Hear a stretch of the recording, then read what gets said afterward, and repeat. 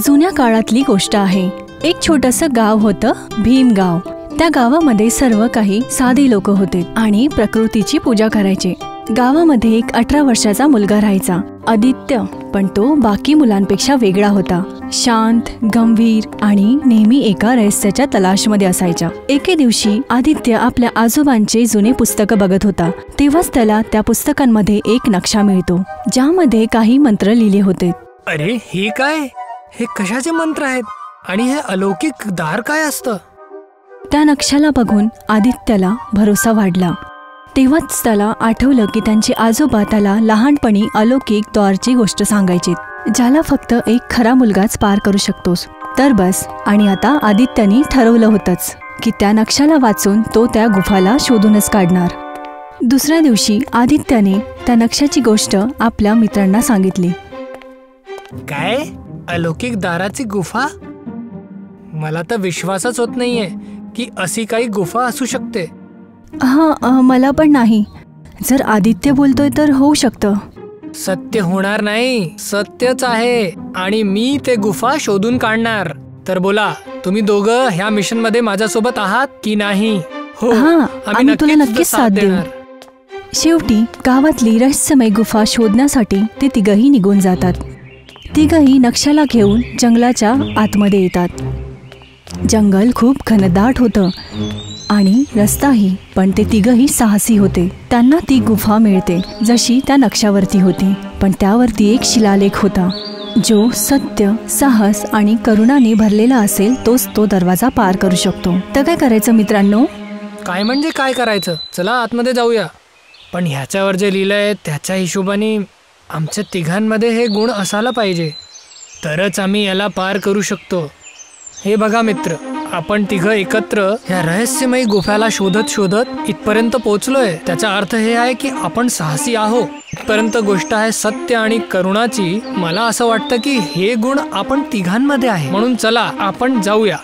आदित्यच्या बोलण्याने तनय आणि पाखीचा विश्वास वाढला। त्या दरवाजा समोर येऊन त्या तिघांनी एकमेकांचा हात पकडला आणि मंत्र वाचायला लागलेत। गुफाचा दरवाजा उघडतो आणि ते दोघं आतमध्ये जातात, आणि जसंच ते आतमध्ये जातात त्यांच्या डोळ्यासमोर एक विचित्र रोशनी येते आणि एका क्षणामध्ये ते नवीन युगात पोहोचतात, जिथे झाडं बोलतात, नदी गाते आणि आकाशामध्ये 3 चंद्रमा होती। आदित्य, हे सगळं काय आहे? हे तर एका पूर्ण स्वप्नासारखं आहे। ते तिघही त्या जादुई दुनियाला बघतच होते, तर तेवढ्यातच त्यांना एक आवाज येतो। शेवटी तुम्ही तिघ जण आलात। तुम्ही सगळ्यांना ह्या अलौकिक दारानेच निवडलंय। अरे, हे आवाज कुठनं येते? त्यांनी मागे वळून बघितलं, तसंच त्यांना त्या एक जादूचं झाड दिसलं। घाबरायची गोष्ट नाहीये, तुम्ही सगळे इथे सुरक्षित आहात। पण तुम्ही असं का सांगितलं की आम्हाला निवडलंय? कारण की ह्या जगाला काल रात्री नावाचा एक भयानक अंधकार गिळतोय। हा जग पक्षी आणि अन्य जीवांसाठी बनवलेलं होतं, पण काल रात्री राक्षसनी ह्याला ताब्यात घेतलंय, ज्याच्यामुळे हा जग दूषित होत चाललंय आणि हळूहळू नष्ट होत चाललीये। काय खरंच? हां, आज इतक्या वर्षानंतर तुम्ही तिघांनी हा दार ओलांडलंय।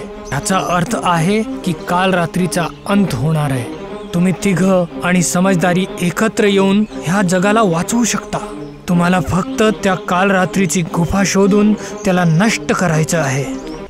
त्या जादूही बोलणाऱ्या झाडाचं बोलणं ऐकून पाखी आणि तनय तिघही काल रात्रीच्या गुफेला शोधण्यासाठी समोर जातात। हा रस्ता त्यांच्यासाठी खूप कठीण होता, पण गुफेच्या रस्त्याने जायच्या आधी त्या जादुई झाडाने त्या तिघांना एक 3 वेगवेगळे मंत्र दिले होते, ज्याने रक्षाशस्त्र बनवला जात होता।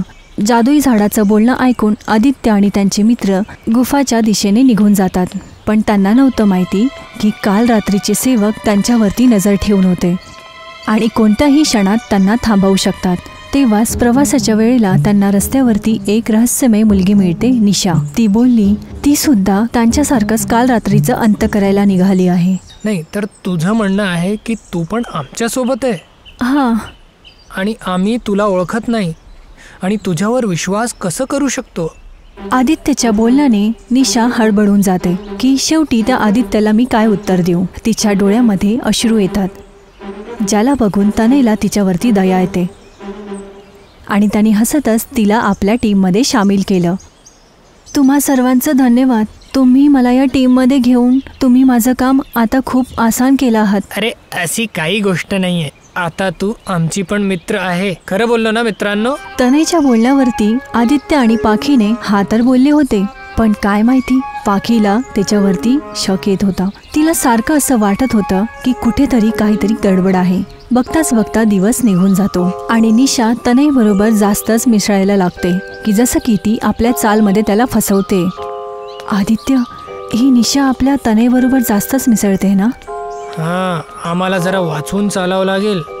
पाखीसोबतच आदित्यला निशावरती संशय यायला लागला, पण ज्याची भीती होती शेवटी तेच झालं. निशाने तनयला आपल्या वशमध्ये केलं होतं. काल रात्रीच्या गुफेजवळ पोचल्यानंतर जसंच त्यांनी मंत्र वाचायला चालू केलं, तनय कमजोर पडायला लागला आणि त्याला चक्कर येऊन तो खाली पडतो. ज्या कारण काल रात्रीची गुफा बंद व्हायच्या जागी उघडली. शेवटी माझं काम झालंच. मी करून दाखवलं. मी तुम्हाला थांबवलं आणि काल रात्रीला मुक्त केलं. म्हणजे तू कोण आहे? मी काल रात्रीची सेविका आहे, जी तुम्हाला इथे थांबवायला आली होती. निशाचं बोलणं ऐकून सर्व एकदम दंग होऊन जातात. त्यांना समजत नव्हतं की काय करायला पाहिजे. आता अंधार सर्वीकडे व्हायला लागला होता आणि निशा तिथून धावून जाते. आदित्य, तनय आणि पाखीला विश्वासघातचा घात झाला होता, तरी सुद्धा त्यांनी हार नाही मानली. मित्रांनो, आता आपण काय करणार? काल रात्रीचा अंधकार तर आता पसरतच चालला आहे. मित्रांनो, घाबरायची आवश्यकता नाहीये. चला परत आपण मंत्र उच्चारण करूया. आता आपण विजयी होऊ शकतो. हो, तू बरोबर बोलतोय. आदित्यचं बोलणं ऐकून सर्वांचा हौसला वाढतो आणि तिघांनी डोळे बंद करून परत मंत्र वाचायचं चालू केलं. आणि परत अचानक हवा एकदम वाढायला लागली आणि रोशनी त्यांच्या अंगावरती येते. जसंच त्यांनी आपले डोळे उघडले तर बघितलं आदित्यच्या हातामध्ये एक दिव्य रक्षा शस्त्र होतं. त्या शस्त्राला मिळवूनच आदित्यने आपला जी जान लावून त्या काल रात्री गुफामध्ये ते शस्त्र फेकलं आणि लगेचच ती काल रात्रीची गुफा तुटून पडते आणि तिची काळी छाया मिटून जाते. आपण जिंकलो मित्रांनो. तिघही मित्र मिळून आपली जीत मनवत होते, पण तेवढ्यातच तो जादुई झाड तिथे येतो. शाबाश मुलांनो, तुम्ही लोकांनी हे सिद्ध केलंय की खऱ्या मनाने आणि एकजूट होऊन आपण अंधकारला हरू शकतो. वृक्ष देवतांचं बोलणं ऐकून तिघही खूप खुश होतात. शेवटी आदित्य, तनय आणि पाखी वृक्ष देवतांचा आशीर्वाद घेऊन हिमराग गाव परत येतात.